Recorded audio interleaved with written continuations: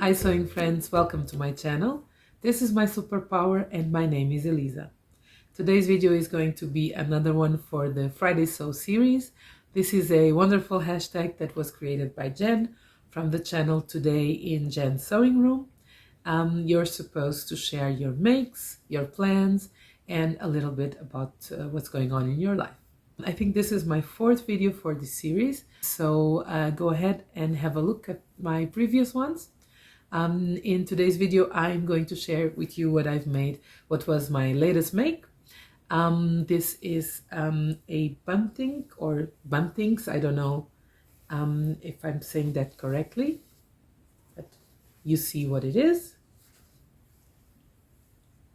And I created this as a form of celebration. This bunting is to celebrate sewing fails and sewing wins. I'm going to tell you how this came about.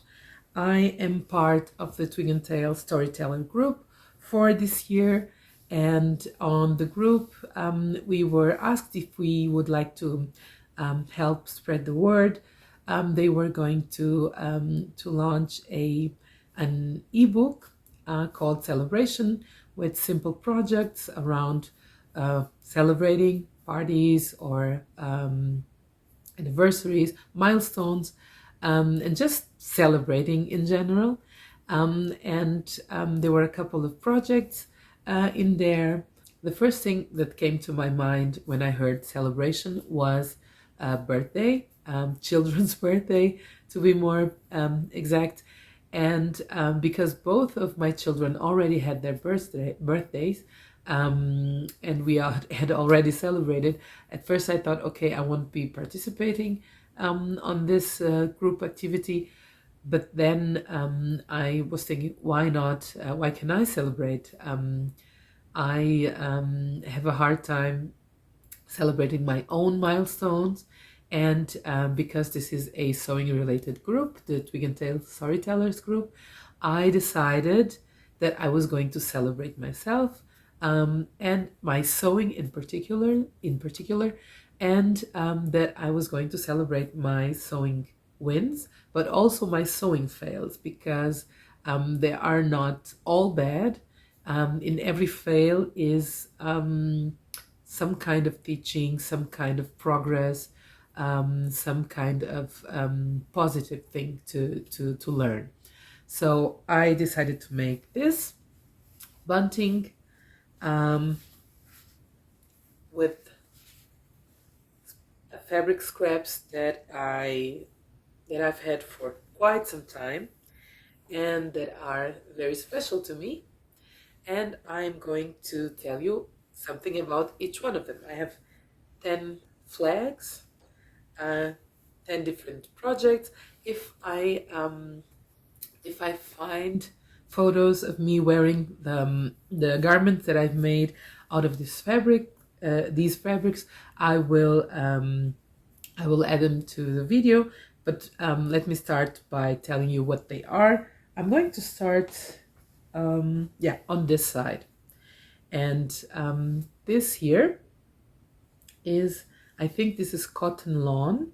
This fabric is important to me because this is, I think this is when I got serious about sewing. This was 2016. I had started sewing. I took a sewing class that was very, very bad, and actually made me not want to sew for quite a long time. And then in 2016, I was about to start a new job. And I wanted to have clothes in which I would feel better about myself. So I went on a trip. I was in Asia for the first time, and I was very excited, not only to get to know some Asian countries, but also to buy some fabric in Asia. Fabric is my favorite kind of souvenir. I don't usually bring anything else. I like to eat and I like to go fabric shopping. Those are the things that I like to bring with me. Food nourishes and makes me think of the places I've been and what I've experienced, and even more long lasting than the food that I put in myself are fabrics, things that I make out of the fabrics that I bring as a souvenir. So this one was bought um, in Singapore, and it was one of the first blouses I made. I made a sorbetto top. It was a very, very nice trip. The first and only time so far that I've been to Asia, and Southeast Asia, I should say. And I had the opportunity to meet with the lovely Myra from So Easy. I was relatively new to sewing, and for I was not even on social media like that. Not that I'm very present nowadays, but back then it was even less. So I didn't even have a YouTube channel or a Instagram page, nothing like that.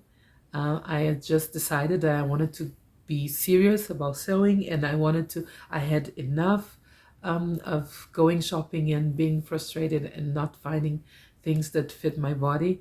And for me, my main focus was on tops uh, and blouses, especially because of my larger bust.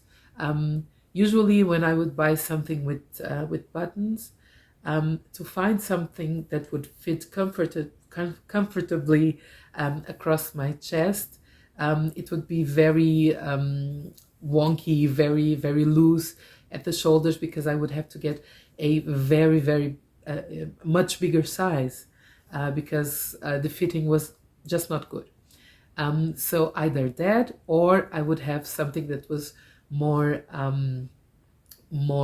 how do you say it, more fitted, that would fit on the shoulder part and on the lower part, belly and stuff, but the buttons would be struggling to close. So it wasn't blouses weren't a good thing for me. So I decided to get serious. I wanted to sew my own wardrobe, my work clothes, and I bought this beautiful fabric in Singapore.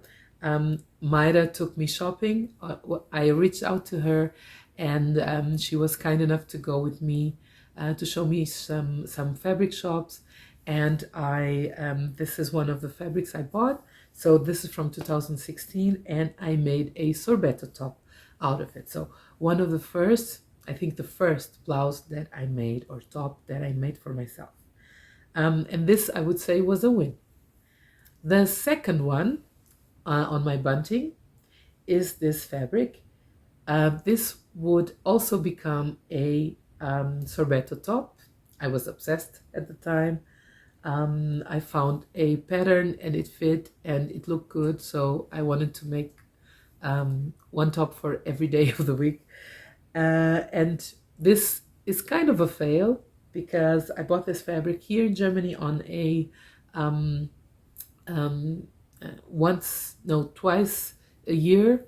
There's an outdoor fabric market in my city. It's a traveling fabric market. It goes to different cities in Germany, and I bought this fabric because it's mustard, and I love the color, mustard and white, and I like the design.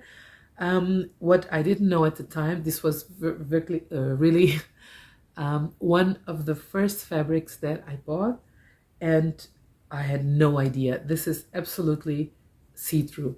So I have two layers here, and yeah, it's almost still see-through. So I made this top, and I think I only wore it in the house because it's too indecent to to wear it out. So you can see, I don't know if you can see my fingers here. No, but I would have a bra, and you would see everything. So that was not appropriate to wear out of the house.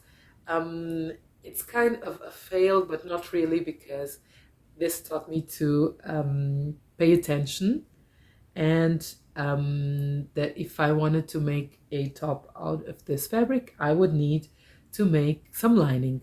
So it's a fail with a learning.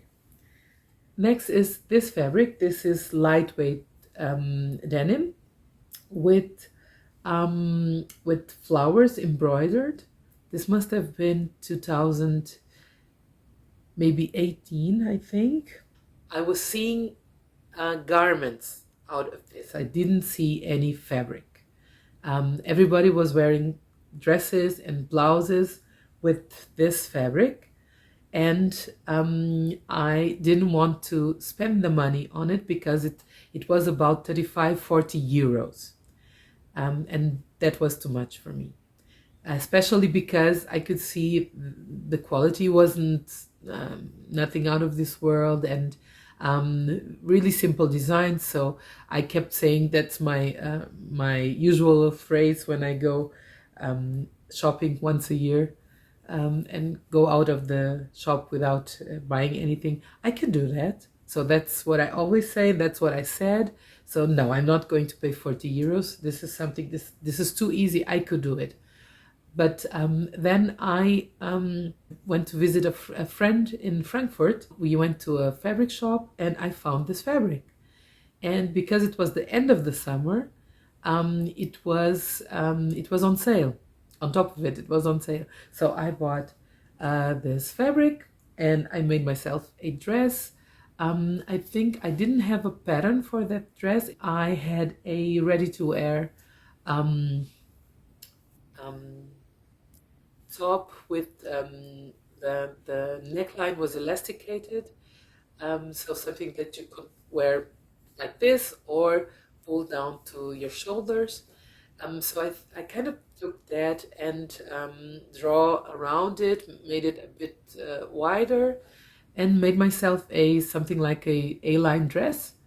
And I wore this dress so much that the denim, it was already lightweight denim, but it's almost so worn out that it's going to rip any day now. So I kept the scraps of the fabric because I think it's so beautiful with the embroidery here. It's really nice. So this was absolutely a sewing win. I was very proud of myself that I made myself something that I had envisioned. So yeah, a sewing win. The next flag on my bunting is cotton, 100% cotton. These were the first pants I made. The fabric is also from a fabric market. I made a pair of pants from a Burda magazine. I was very, how do you say, lazy, still am. And I didn't make a muslin. I think, I remember I didn't make a muslin. That wouldn't be unusual for me. And so they came out too big. I think I gave them, I don't know if I gave them to my sister. I don't remember. I don't think I have them anymore. But I was very proud. In this case, it was, they didn't fit very well, but it was like the process was the most important. So I was happy to check that of my to-do list. I had made pants. They were straight leg pants, very wide. They came out very wide, even for my tasting, for my taste. But it's okay. This was also a sewing win. Another fabric from the fabric market. I have, every time I went, I would buy just the most beautiful fabrics. And this is also one from my beginner days. And it's on this celebration bunting because this is one of many dresses that I had to make. Um, um, that I had to make shorter than I initially intended, because in the beginning I almost never bought enough fabric. I was inexperienced. I saw fabric. I didn't have a project in mind. I just saw it and I thought, okay, I'm going to buy 1 meter. If I was uh, feeling like, okay, I want or I can spend a little more, then I would buy 1.5 meters, but never more. And I'm a big person, so a dress, if it's going to have sleeves, 1 meter is not enough. 1.5, I can get away with short sleeves.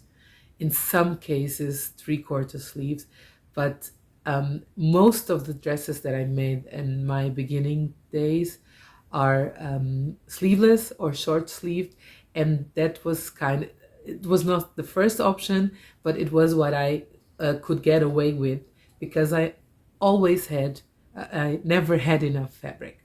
So this is here as representation of my early mistakes, buying fabric just because it's pretty, not having a pattern in mind, not knowing how much I would need for a specific pattern. And this is a sleeveless and short dress because I only had 1 meter, I think. In this case, I only had 1 meter. And it's a dress I love, that I wear a lot in the summer, and that's why it deserves a place in this celebration bunting. I think this is halftime, right? Yeah, 5. And this year is the first the first garment I ever made that I can remember. I said before I took a sewing class, and that it was horrible. It was horrible because I didn't learn much. The teacher was not good. I can say that now. I was just frustrated at the time, but she was a designer of some kind, and I don't know why she would give that beginner's class, because she was bored, and she just sat. She sat at her desk, and I was actually, I think we were 8 people maybe, and I was the only beginner in this beginner's class. There were people making vests. There were people making trousers with pleats, and I don't know, very elaborate things. And I was there because I thought, okay, this is a beginner's class. I'm going to learn how to use a sewing machine, how to make, I don't know, a tote bag or something like that, apron. No. You were supposed to bring your own project and she would help you along. But as I said, I was the only beginner. Everybody, I don't know why they were there. That it was a very, very strange class. I'm glad I took it because I was so frustrated. Yes, I took a break and didn't sew for a long time after that. But somehow this frustration led me to want to sew. This is not rocket science, so I will make something, I will create something, I will learn how to sew. And that's where I started watching YouTube videos and got involved in the community and wanted to be part of it. So it wasn't all bad. In this sewing class, we were supposed to choose a project. I had no idea whatsoever, so I had a Burden magazine, and I was looking at the designs, and I saw a skirt that I liked, and it looked easy enough. So I decided, okay, I'm going to make this. I told her, this is what I want to make. And she told me, yeah, you have here the list of materials that you need. Bring this for next week's class. And again, not having a clue, this was a skirt that was supposed to be made out of batiste, very lightweight fabric that was supposed to have drape. And what did I do? I went to IKEA and I bought upholstery fabric. This is something like canvas. It's really, really stiff. It's really stiff. Nothing like batiste. Not drapey at all. Not lightweight at all. And I didn't buy enough fabric, so it was, yeah. The skirt didn't have a seam down the center back, but I had to do it like that because I didn't have enough fabric. I really had to piece it together. She helped me, and at the end, I made the skirt, and I'm very proud of the skirt because everything that could go wrong did go wrong with this choosing fabric. The thread I chose wasn't working. It was really, really bad, but in the end I succeeded. I made my skirt and I wore it proudly it was a christening, yeah. I wore it for my friend's baby's christening, and I felt so accomplished. Nobody knew what was behind, what was the story behind that skirt, but I still have it. I'm going to check. I don't know if it still fits me, but this is one thing that I haven't given away, even though I don't wear it much because it's a bit fancy, and let's be real, where there's not a lot of christenings happening around here, or weddings or something like that. So it would be a bit too much for my office, at least. So I haven't worn it a lot, but it's like my sewing baby. I'm very proud of it, and I'm going to show you a picture of at least the line drawing and the skirt. I'm not sure I have pictures of me wearing it.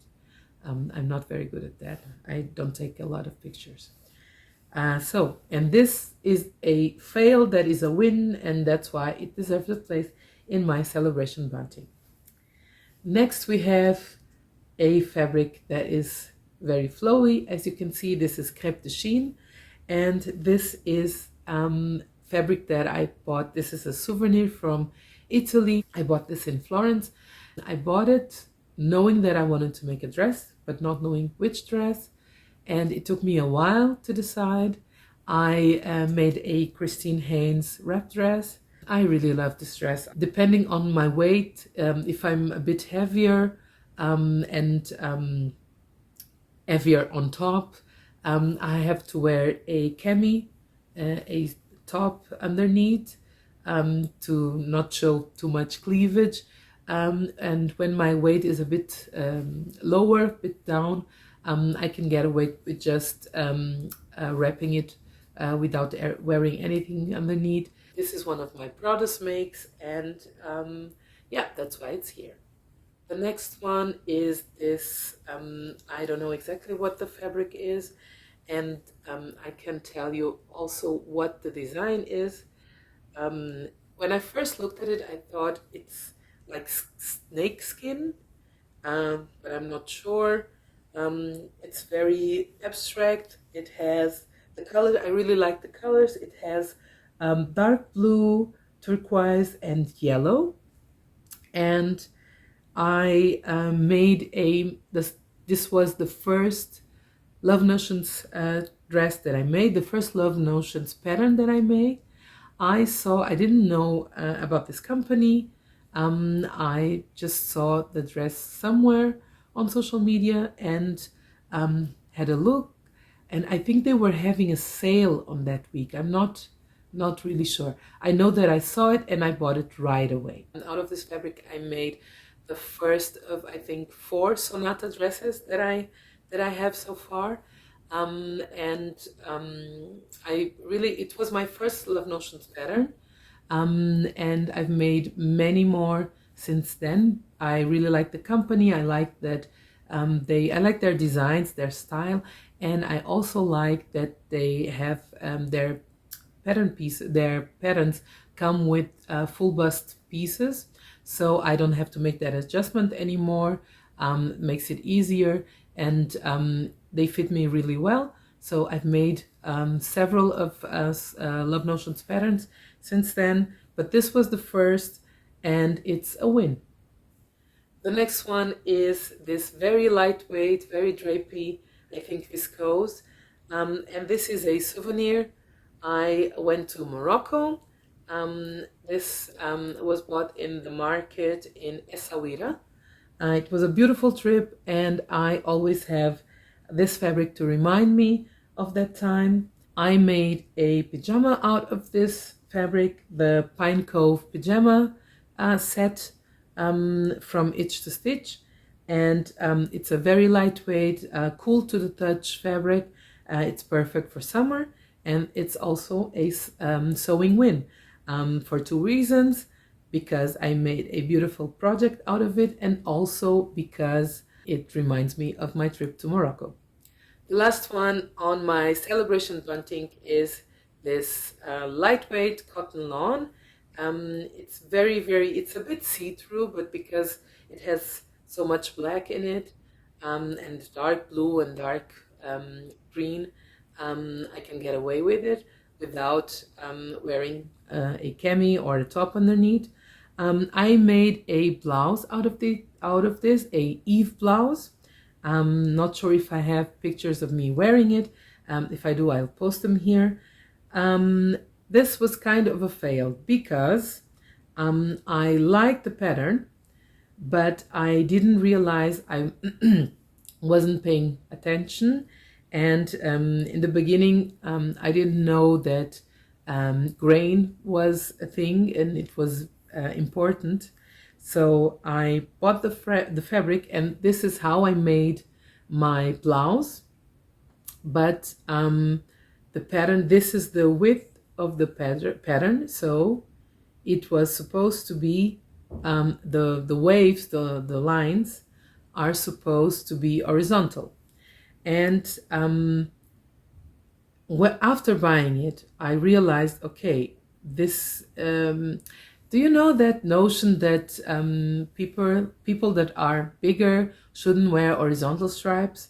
I was very fixated on that in the beginning, so I didn't want to make myself look larger. And then I realized, because this is a woven pattern, that I could turn it 90 degrees, and that's how I made my blouse. Because if it were, I didn't make it on the cross grain, so no problems with stretching or things of that nature. But it was kind of a learning that my mindset was not right, because I was avoiding something that I had heard or that I used to believe. Larger people stay away from horizontal stripes. Nowadays, I don't care if I like it, if it looks good. If I think that it looks good, I'll wear it. But at that time, that was my mindset, so I didn't want to make it the way the pattern, the width of the pattern of the fabric was. So I turned it around and made it like this, vertical stripes. I really like how it looks, and it's on my celebration bunting to remind me to do what I feel is right, and what looks good in my opinion, and to trust in my taste, because for a long time I would avoid colors and patterns and everything that wasn't plain black, dark gray, dark blue, because I didn't want to accentuate my shape, or didn't want to appear to be large or as large. And nowadays I couldn't care less. And it is something that this and other fabrics have had taught me, sorry. And that's why I think they deserve a place, a spot in my celebration bunting.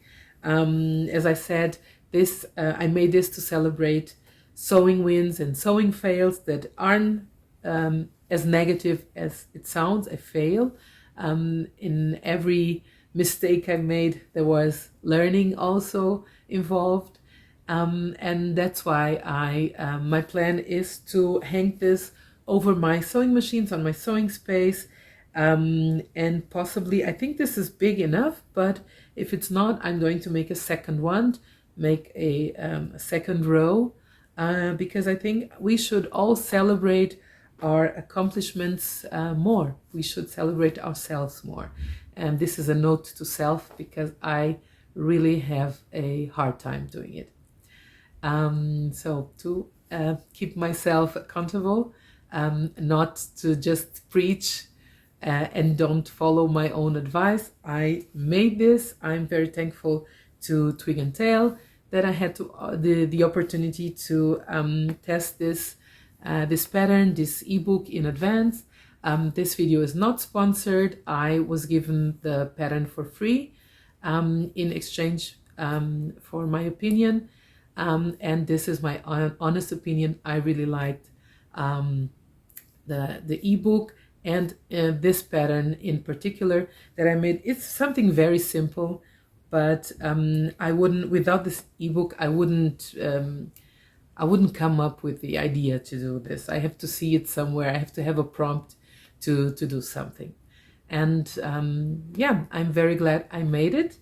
And I think this was a lengthy Friday Sews video. I hope you stayed until the end and that you liked it. Thank you so much to everyone that has subscribed to my channel. I really appreciate it. Thank you for supporting me so far. Have a wonderful day, everyone. See you soon. Bye-bye.